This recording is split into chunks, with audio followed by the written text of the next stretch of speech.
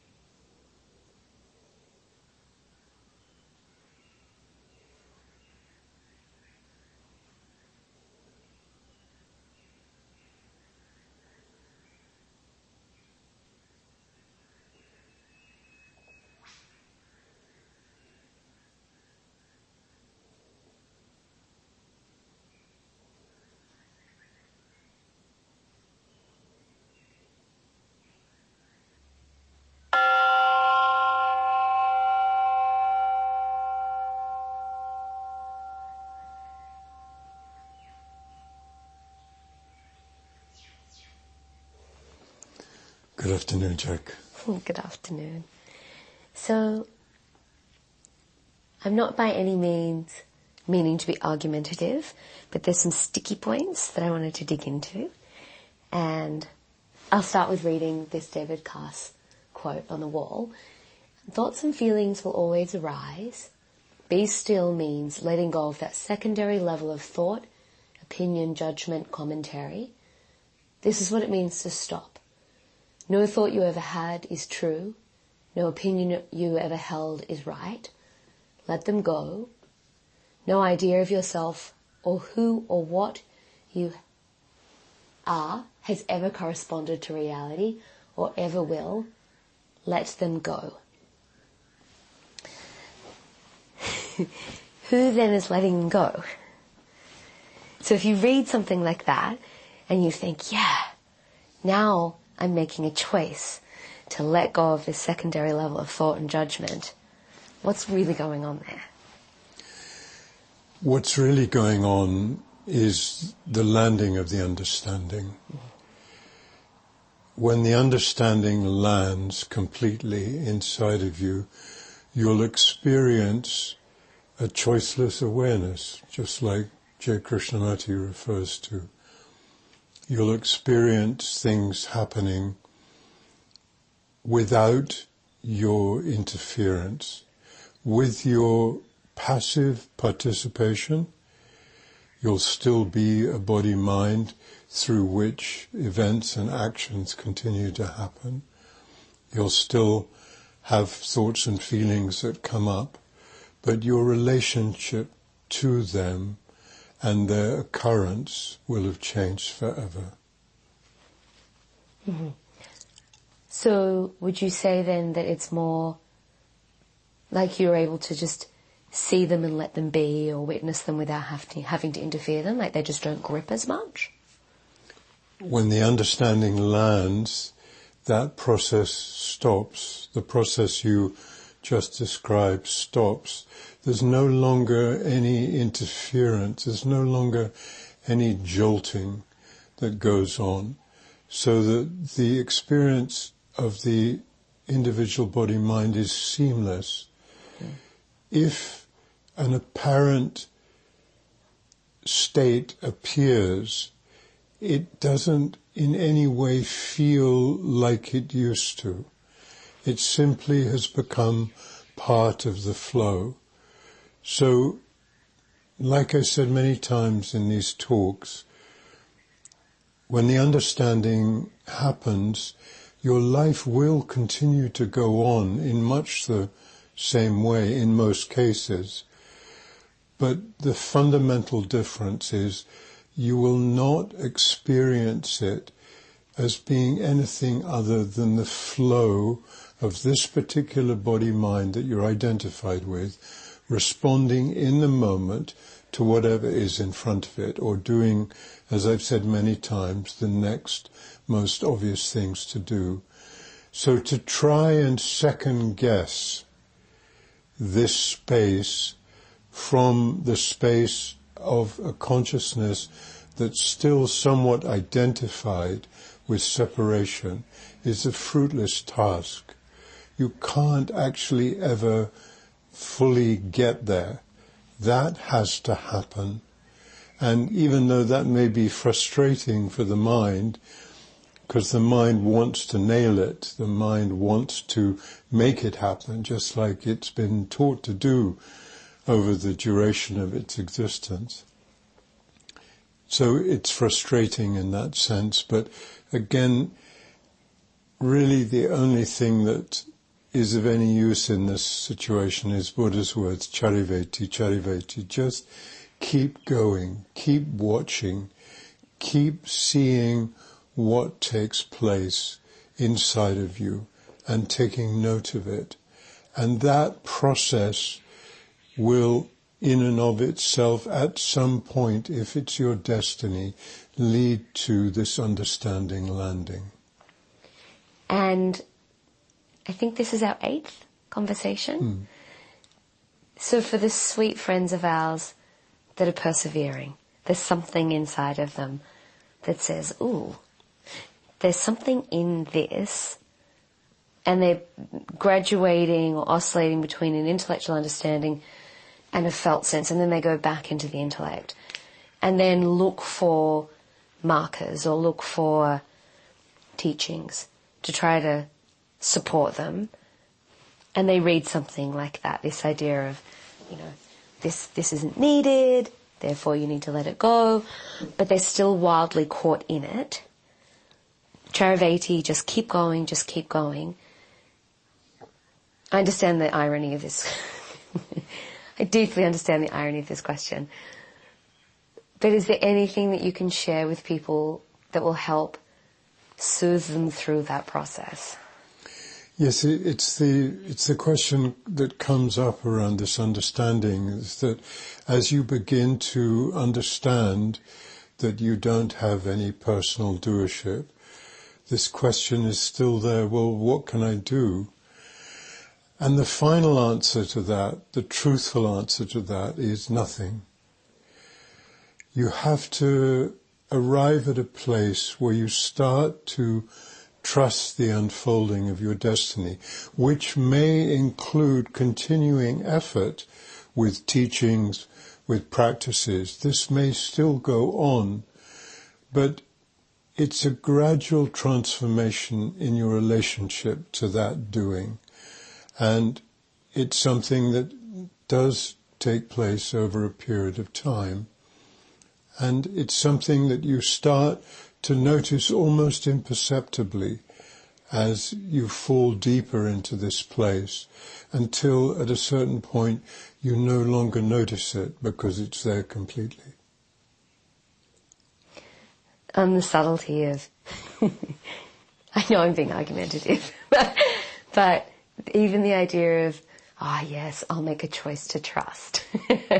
You can see how the thinking mind really wants to grasp into, yes, a thin thread that I can hang on to there, or I'm going to choose to let that go. Or it's such a paradoxical equation.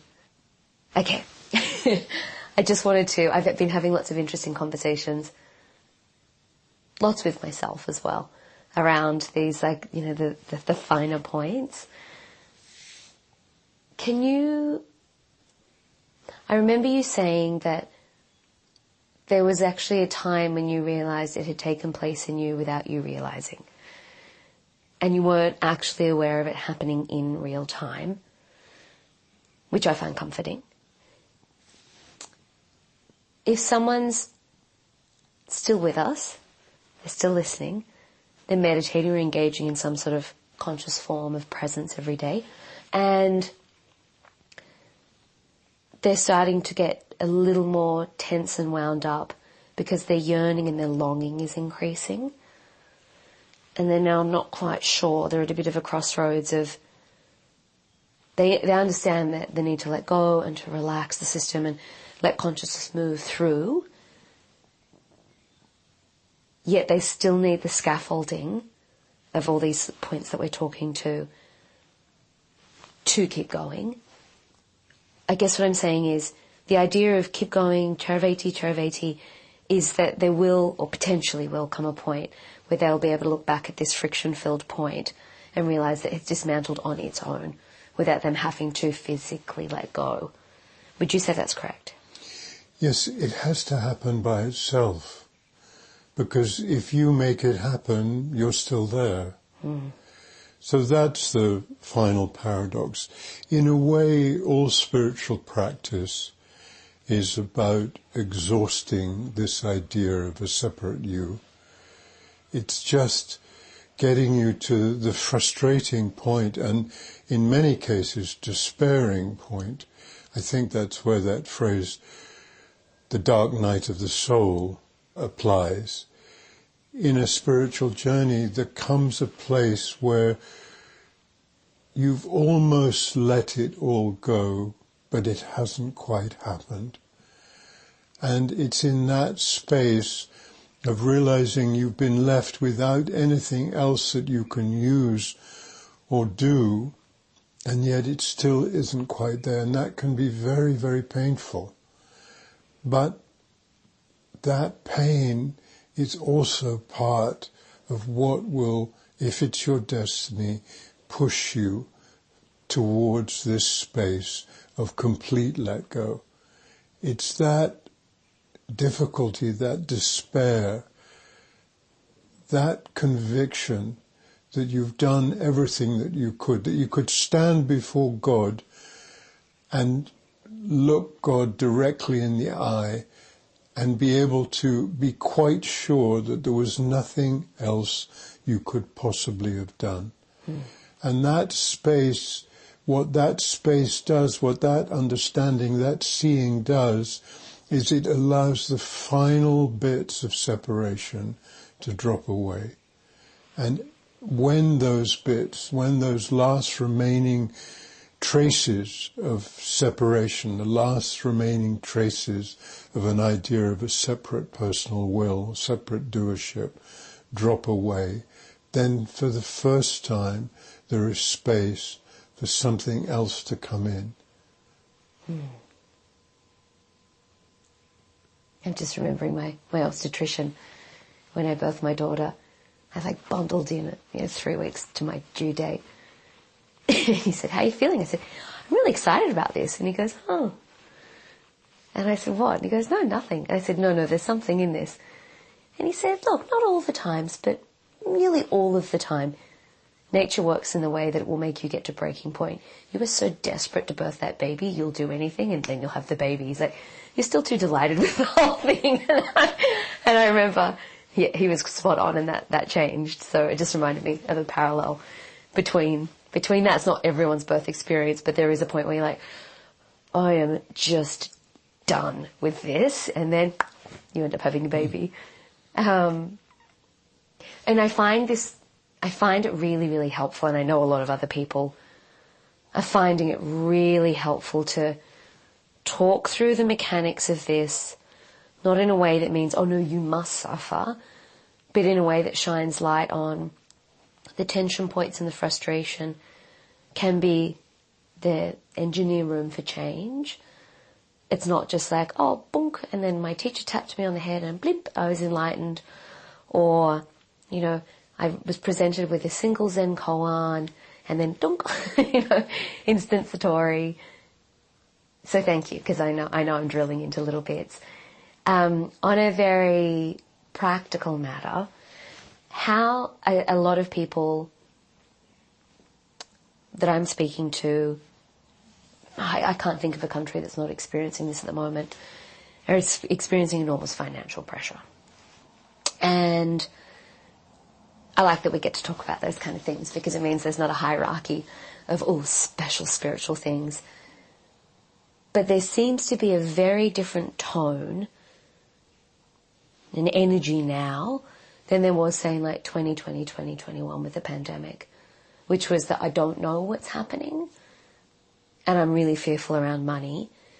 Now there seems to be I'm genuinely feeling the pinch in a way I've never felt it, or I'm having to make incredibly tough decisions about what I do and don't spend my money on. Again, not for everyone, but for the majority, there's a huge shift. And what seems to be coming up in that is there's a resilience I've noticed in people that have been meditating for quite a long time. People that have been quite new to meditation are kind of going, oh, hang on, there's a trust there, but also, shouldn't I be panicking? Everyone else is panicking. And so when we have to deal with this, something is so incredibly vital to day-to-day living. I mean, you and I, host a retreat. We have to work out the budget, the cost. It's a practicality. With something as fundamental to getting by, if we use that in inverted commas, in correlation with this deep knowing and understanding that it's all moving in the direction that it should, what would you say to the person that's like, I can see both of those things happening simultaneously and I'm lost in the middle somewhere? I think one of the most helpful spiritual phrases in these kind of situations comes from Sufism, which is this phrase that many people will know already: trust in Allah, but tether your camel. So what that little phrase is essentially saying is that trust doesn't mean to say that you stop participating in life. You will continue to participate in life according to your destiny. And when problems come up, say, for instance, as you're pointing out around finances, you will find yourself responding in ways that may be old and habitual, that may reflect to you some fear or anxiety that you've always carried around survival, around self-preservation. Or you may find yourself entering into a different place where you start again to play with it. You start to play with the boundaries of this anxiety and fear, and see how much you can allow existence to help you by not creating structures that cut off the possibility of something unexpected taking place. It's the same principle that I've spoken about before around planning. A certain amount of planning is needed in life, but the way we do it, the way we approach it, can change radically and fundamentally. It doesn't have to be something that is based on the fear and anxiety of our past experience of things going wrong. We can just allow ourselves to start loosening up the way we tackle these things, the way we approach these things, the way we perceive these things. So as this understanding lands, your relationship around survival, around money, will also start to change. But that is such a central place for everyone that it is often one of the last things that people really see significant change happening around. And that's completely understandable because of its centrality in one's life. So again, as with any problem, what I would always suggest is to look at yourself and see from where you are responding to it, and how much of that response is based in a past, how much of that response is based in a desire for something to happen in one way and a fear about something happening in another way. And see if you can allow yourself just to be with that and let it stay there for as long as you can before you actually find yourself coming to whatever decision it is that you make. Just again to loosen up the bonds of your past habit around these issues, just to see if there's ways that you can move into a different place based on wherever the understanding has landed in you. For instance, if someone has already intellectually understood that personal doership is simply a myth, that personal effective free will is not true, then that understanding will allow them to approach these practical issues in different ways. It may not change everything overnight. It may not change the outcome of things overnight, but it will start by itself to affect the way you perceive what takes place in your life. And it's that perception. This understanding is about perception. It's about changing how you see things. And so even on an intellectual level, that will start to have an effect.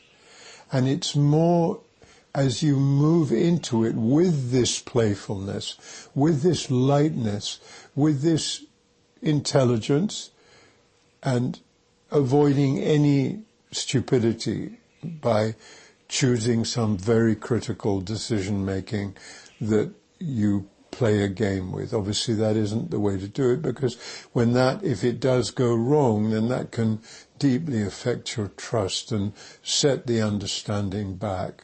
Just be gentle with yourself. If you've understood intellectually that your personal doership is a myth, then just let that settle.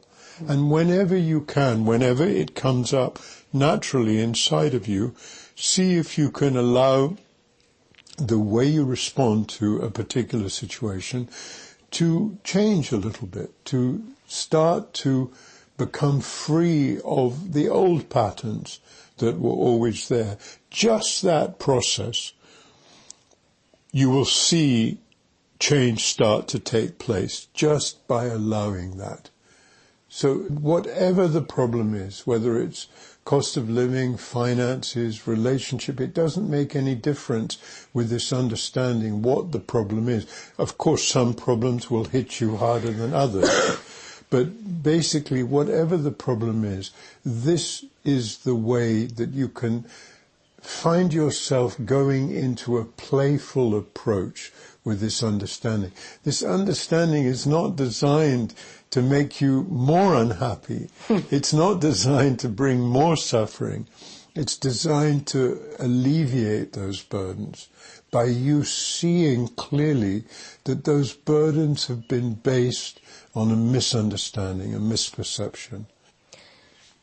And I know it's been my experience, I'm interested to know if it's been yours, that sometimes it dawns on me, wait a second, like, should I be more worried than I am right now? Like it's an old hangover. A hangover, an old hang-up on, hang on, this would have been really stressful before, then it sort of like dawns on you that you're not stressed now. And I can feel it sometimes like a train carriage, like slamming into the train carriage in front of it, where you kind of get like a shuddering of like, whoa, hang on a minute. Has that been your experience? That's a funny metaphor. But has that been your experience that, was there periods where you were still testing? Was it your experience that in the adventuring, let's call it that, the playfulness, that there were moments where you questioned where you were at, and then it's healthy to do that? I think it's inevitable, again, over the process of time, that this understanding will settle deeper and deeper into you. There are different levels of it. In my case, what happened was, as soon as I saw it, that in that conversation I had with Ramesh, as soon as that landed in me with the emotion it did in that particular set of circumstance, then something had already landed that didn't leave. But in spite of that, in the actual living of a life, you start to see that there is often, again depending on the criticality of the events that you're facing, there is very often a certain delay before that understanding, the awareness of that understanding kicks back in, and you start to watch yourself responding in a different way. So there are different levels and speeds with which that understanding is there for you, present and available. And once it is, that's the way you see. And if you see that way, then that's the way you're going to act. In one way or another, that will direct how you act.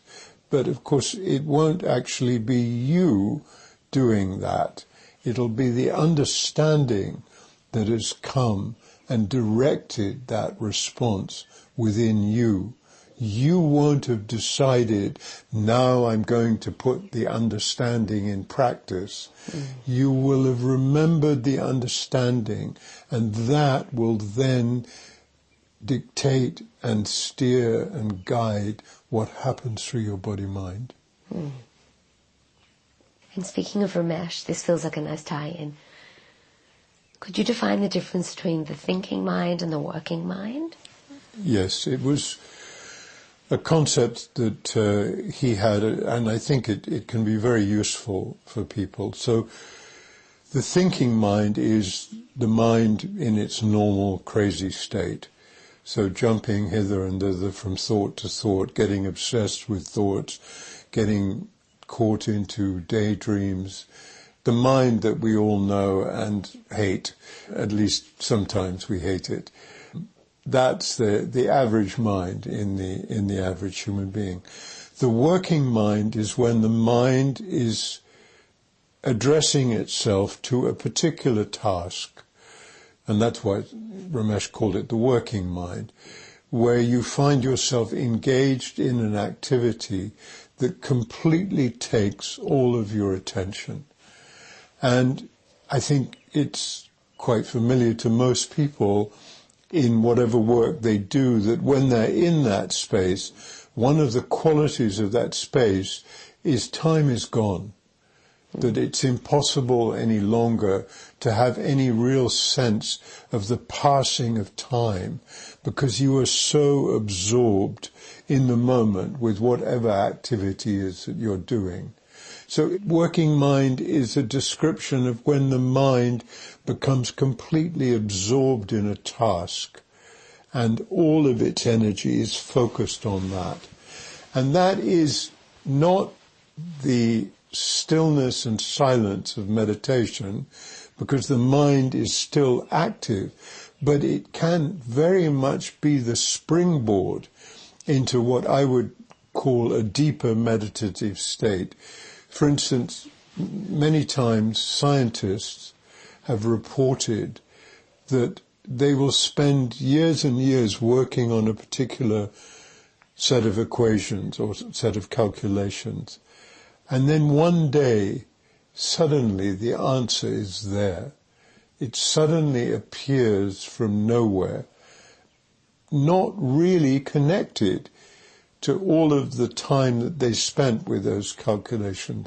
And yet, of course, without that time having been spent in that way, it would be unlikely that the understanding would land in that space. So again, that for me would be an example of someone being propelled from the working mind state into a state that is beyond that.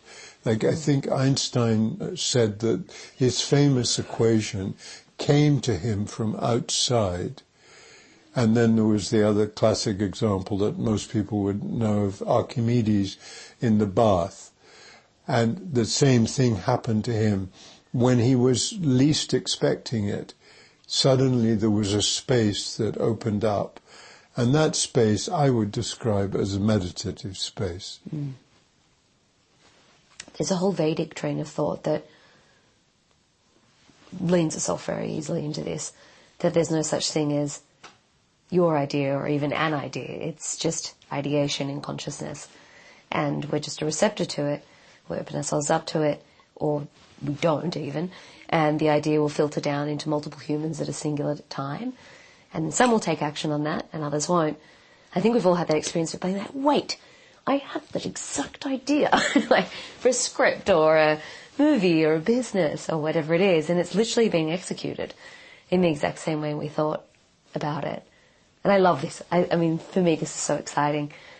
And I also find it ironic because I used to work in, creative industries where you sat in a boardroom and tried to create ideas.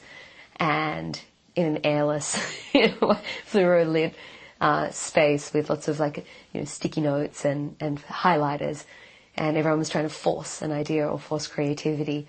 And it was always when everyone went home, was standing in the shower, driving, vaguing out, walking their dog, that suddenly it would click. They'd come back in the next day with the freshness of that idea. So,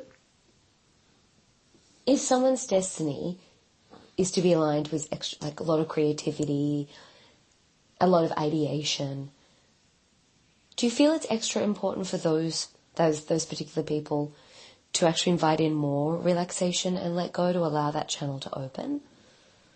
The reason I'm asking this is, this has come up a lot in the last 2 weeks. I've got a lot of students who are artists and creative directors, and the very nature of their work, the exhibition deadlines, the needing to come up with ad campaigns and so forth, means that there ironically is a lot of contraction and needing to kind of dance little monkey dance with the symbols and their creativity in a moment in time. But it's the antithesis, and they know that. It's the antithesis of actually allowing the creativity to flow through. And they grapple with this idea. There's also, I'll layer this in, there can often be a little ego, little voice saying, this is my idea, this is my creativity, and wanting the recognition for that as well. And then in those softer, gentler moments, they do really realise that it's not theirs as an individual per se. What would you say to someone that's, it's kind of a paradox, you know, you need a relaxed nervous system and a lot of trust in order to allow the creativity to flow through, and usually the very industry that you're working in goes right against that. I think really that's the contrast that makes it work. It's that contrast of the pressure of those industries and the sudden release of that pressure that allows that creativity to bloom. It's similar in a way to the scientists spending hours and hours working on highly complex equations that really pull that working mind into a certain stress with keeping all of that together. And then suddenly there's the release. There is that release of creativity. It's not something that anyone has luckily managed to find a formula for. You know, each person, I think, involved in the creative arts probably has discovered the way that helps them in order to find that space most easily. But I can guarantee that none of them would ever be able to say, yes, this works this way every time.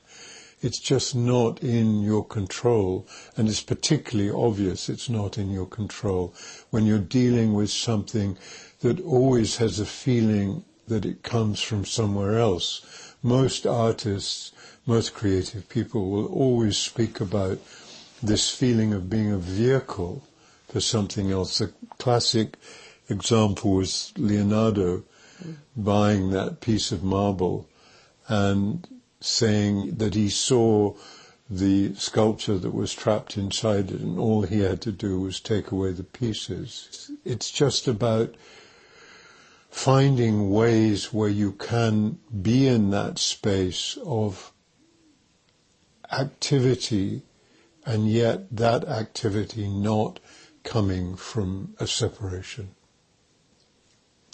It's interesting, isn't it? I know we both really enjoyed watching Shogun.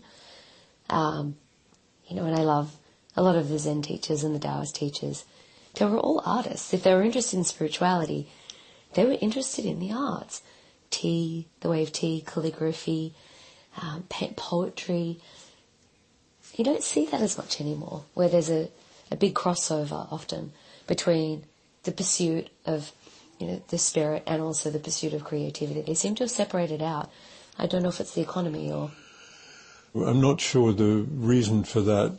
I know what you're saying about the modern world and the ancient world in that way, but I think the connection between all of the arts and spirituality is quite simple, is that the arts are opening up a person to a different way of seeing. Again, they open up channels inside yourself that aren't normally open and that are more refined, more rarefied. And so that orientates you towards another way of moving towards reality, of seeing reality. So I think they make sense that they go together. As to why they're not happening so much in these days, I have no idea. How do you feel about, you know, we both loved A Perfect Day, the Japanese film, and there's such a strong correlation in that he made a distinct choice to let go of what we think, his family money and a life of luxury for a life of simplicity and simple enjoyment. There is a long lineage of that in spiritual teachings. I know it's the choice you've made in this moment. Well, choice, being in inverted commas. Why do you think that is? Why those that tend to, oh, maybe there's not, maybe there are very, wealthy, luxurious, living, hedonistic spiritual seekers. I don't know necessarily who they are, but I know Osho pushed on this. But it struck something with me when I watched A Perfect Day. I was like, it felt very zen in his simplicity, and also the increase of his enjoyment as well. Do you see a parallel between that simplicity, not necessarily even monastic living, but simplicity, let's say humility, like a humbleness?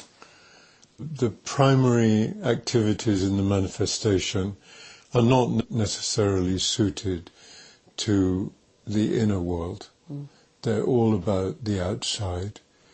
And so I think it's completely natural that when you become interested in deeper layers inside yourself of your own interiority, then there is a natural movement that takes place that will draw you further away from the busyness of the manifestation and closer to a quieter space with yourself.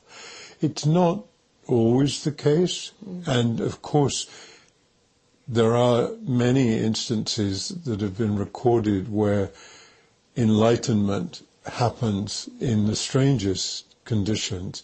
So it's not that there is an absolute necessity for that, but I think it's completely natural that as you start to move into a deeper relationship with yourself, that requires more and more quietness in your own life, less and less busyness in your own life. And so I think it's a very natural occurrence in most cases. And as far as it being associated with wealth, in the ancient time, the enlightened masters like Buddha often came from very wealthy families. And I think there's a reason for that too, because first of all, that wealth would have given them the space to be able to consider deeper issues around their life. And secondly, it would have been a very strong lesson for them to see what wasn't right about living that way, what was going wrong for people that they were surrounded by in living with a huge amount of wealth. So again, there's no hard and fast rule. It happens both sides of those fences. But I think as far as moving towards a quieter way of living, I think that's very natural. Could you talk to the difference between that natural inclination and what we see often with spirituality, with, say, the yogis in Western culture, where they're like, oh, okay, in order for me to really walk this path, I'm going to have to give up all my material belongings and live like a sort of like a modern sadhu, but try to exist in the world and create generally quite a lot of stress and friction because they feel that has to be a part of the path. There's something to be said for the right time for that mind-body, isn't there? For that simplicity to take place rather than forcing the square peg into the round hole. I think it comes back to naturalness. Whatever you force on yourself almost certainly will always backfire, because it will have come from an idea of separation, an idea of separate personal doership. And that will always come back at you in some way or another, because it's simply not true. And although there may be some usefulness in trying to live in a different way, like for people to suddenly decide that they don't need as many possessions or as many clothes or as many cars and vehicles that they might have previously had, I don't think there's anything wrong with any kind of experimentation in that direction.